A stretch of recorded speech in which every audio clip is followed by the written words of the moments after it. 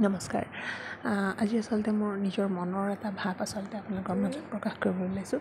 এই যে দেখিছে সিহঁতে কণ কণ ল'ৰা ছোৱালীখিনি এই যে কালাৰ কৰি আছে বা ABCD 1 2 3 4 সিহঁতে যে লিখে, আচলতে সিহঁতে নতুনকৈ যেতিয়া স্কুলখনলৈ আহে খুব বেছি কিছুমানে কান্দে আৰু ধুনীয়াকৈ আচলতে থাকে, কাৰণ এতিয়া পৰিৱেশটো আচলতে বেলেগ পায়, যিহেতু ঘৰত ইমান দিন থাকে সেইকাৰণে হয়তো সিহঁতে অলপ ভয়ো খায়, সেইটো কাৰণে কান্দে কিছুমানে। আৰু কিছুমানে একদম হাতত পেঞ্চিলডাল ল'বলৈও নাজানে, কালাৰ কৰিব কিছুমানে নাজানে, সেই সিহঁতক হাতত ধৰি ধৰি শিকাওঁ, হাতত ধৰি ধৰি সিহঁতক কালাৰ কৰোৱাওঁ।